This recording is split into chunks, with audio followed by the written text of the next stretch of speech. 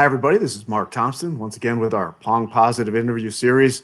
Very happy to be joined today by Xiao, who is, of course, well known to people in the table tennis community and otherwise in the sports community, perhaps even more so now. Han, first of all, let me welcome you, Han, for coming on today, and thank you very much for your time.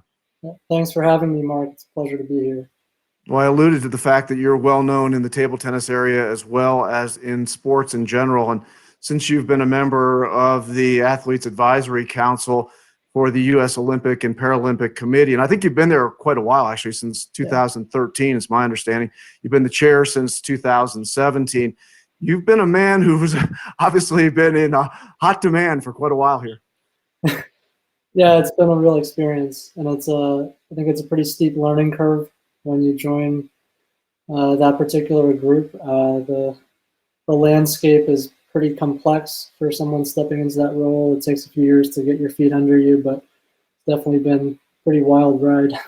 Man, what a wild ride it's been. A lot going on in the USOPC world and sports in general. Most notably right now is the impact of the coronavirus pandemic.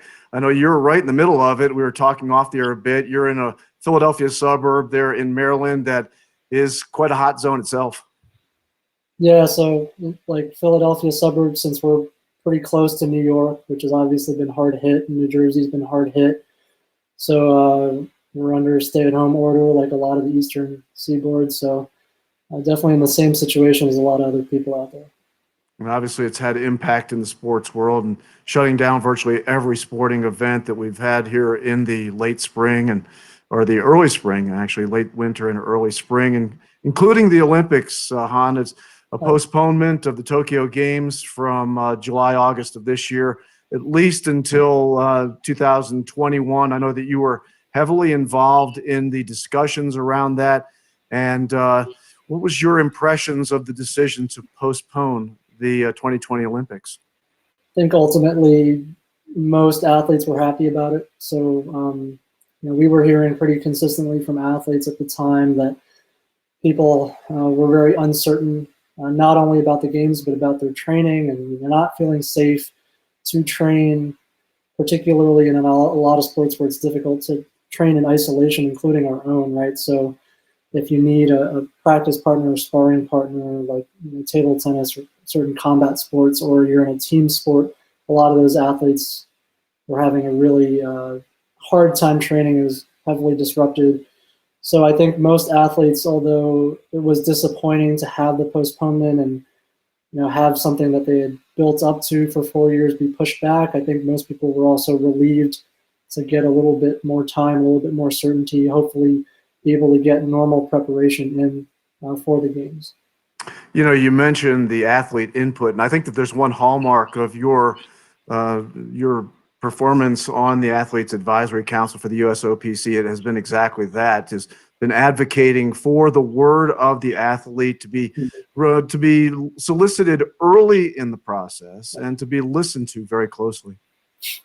Yeah, maybe that's just from my background. I like to think that a lot of fields out there are more similar than different. And I mean, I'm a software engineer by trade, and one of our methodologies is agile. So rather than bringing something to your customer at the very end and hoping that they're happy with it, why don't you start at the beginning by soliciting the feedback of your customers and your stakeholders so that you can iterate, right? So I think it's the same deal for any organization that has a lot of stakeholders where you're making a decision. I just think it's a smart thing to include all those stakeholders up front so you know what they're thinking, you know what they want. And it's not a big surprise at the end where you think you're doing something good for them, and then you realize that nobody's happy with the decision that you've made. So I bring a lot of the same philosophies and the same approach to athlete advocacy as well, trying to push the organizations to include the athlete's voice as well as other voices early in the process rather than just at the very end. Han, I've already said that you're well known in the table tennis community, and for good reason. You're quite a player. I mean, I was looking back at your history as a player. I don't know how much you're getting to play. Well, probably none right now, but of late. But you were a 2,600 plus player in your, I would say in your prime years. You had a lot of good runs. It's my understanding you went to World Championships 4 times representing the United States of America. You played in the Pan Am Games. And also, of course, you had the opportunity to play some very elite table tennis at U.S. Nationals. It's my understanding you made it to the finals in 2011. Probably not the result you wanted in 2011, but you did get there.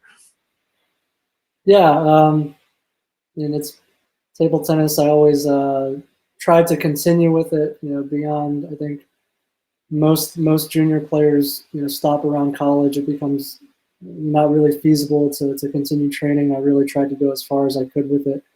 Made a couple of comebacks to the 2011 run that you were referencing. It was actually one of my How fun was that?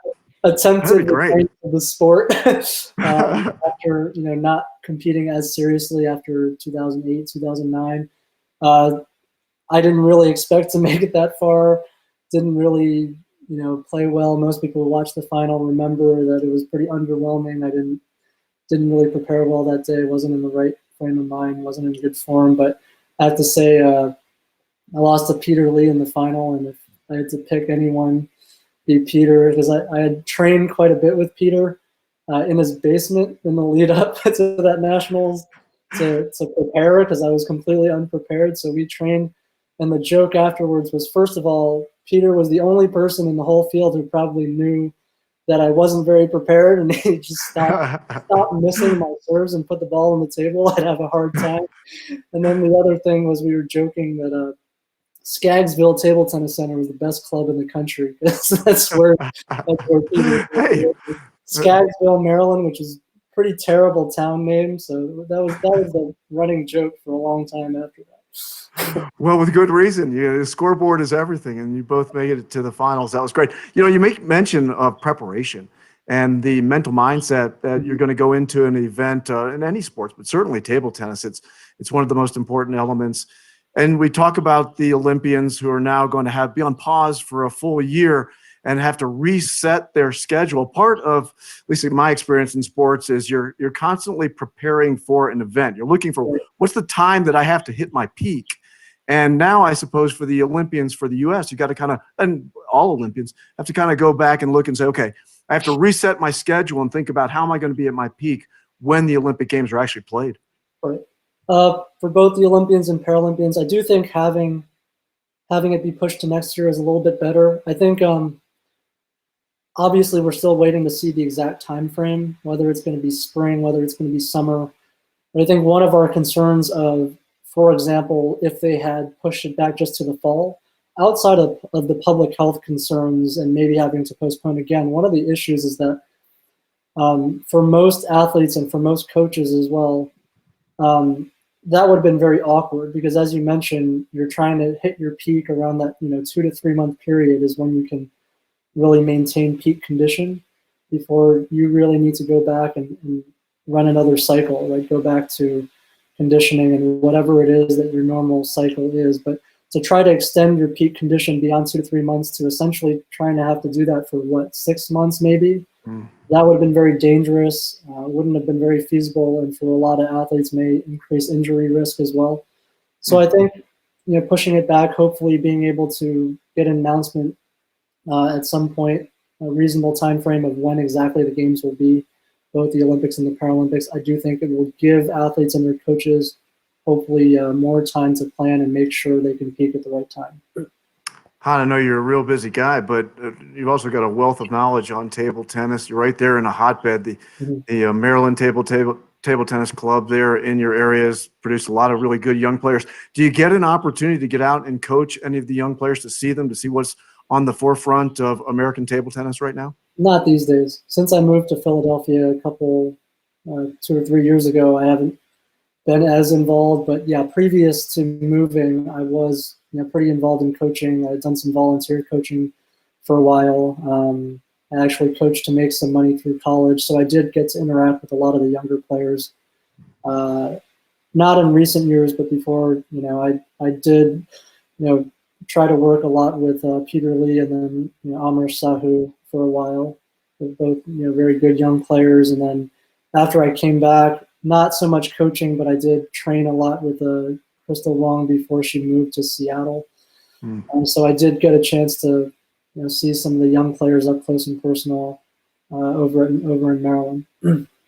You've seen a lot of international table tennis as well. What is it going to take for America to really break through, to have those types of players that can really make noise on the international stage? I think you're seeing it now, right? I don't think it's any sort of magic formula. I think it's access to more advanced, more modern coaching. It's access to more regular training, having real professional athletes, and regular competition for that feedback and experience. So if you can combine all of those things and give people those types of opportunities, it's great. I think one of the things that I push, and I know the Sean O'Neill, the current high performance director, pushed as well for a long time, is how do we get to the point where we have people committing to the sport again as professionals? Because especially on the men's side, I think the last time we had that was probably the 90s, when we had Sean O'Neill, when we had Jim Butler, when we had Barney Reed, when we had those players who were actual professional athletes, training in Europe or other places, competing on a regular basis, and we saw the results. We had top 100 players back then, players who could be competitive at the Olympic Games or Paralympic Games. So I think we're seeing a return to that now with some of our younger players, playing in leagues in Europe, training full time as much as they can. On both the men's and the women's side. So I think it's exciting, and I think if that trend continues, I do think that within the next 10 to 20 years we will be able to make some serious noise, if not challenge for medals, but at least be competitive with the countries that really take the sport seriously. I don't think USATT has quite yet decided about the fate of the 2020 Nationals with respect to the summer. It's supposed to be at Mandalay Bay. It's supposed to be a really great event. I know that I'm looking forward to it in July. One would think it's probably going to be postponed perhaps later into the year, perhaps into December. What's it going to take, Han, for USATT to convince you to come back and make another run like 2011? Oh, it's going to take a lot. I think, first of all, it's going to take things at home to get less busy. I have a 2.5-year-old these days. Oh, wow. And, we're expecting, congratulations. Thank you. And we're expecting our second child in June, which is causing a lot of anxiety among all. Oh, I bet. Yeah. Coronavirus. Congratulations on that too. Yeah. So I think it'll have to be far into the future. It is very difficult to do everything when you have young children at home, and I think I have a lot more understanding of what people went through when I was when I was younger. I always got the feeling that why isn't this person putting in more energy at work, or why doesn't this person train more? And I think as you get older and as you have that experience, you start to realize that you have a lot more empathy for those people. Yes. Well, when those kids reach like 6, 7, 8 years old, I know you're going to be right out there in the middle with them, and probably right back at the second surge there a little bit later in life. I always joke, because I'm joking with my friend Tim Wong. We were always joking that at some point we're going to come back and play the over 50 or over 60 doubles or something. And I think I'm waiting for the over 80. I'm not too far from it, but figure out if we can win some senior doubles titles or something. Well, I'm sure they're out there. Han Xiao, I want to thank you very much. I know you're a busy man, taking the time to speak with us in this Pong Positive interview series that we're doing. You've done some really great work with the Athletes Advisory Council of the USOPC. I want to wish you the best in that and to continue on in those efforts. And once again, thanks for stopping by. Yeah, thanks for having me, Mark. All right, remember everybody, it's stay #Pong Positive. Put your videos out there. We appreciate everybody participating. Have a great day. Han Xiao, thank you very much for your time and have a great day. You too.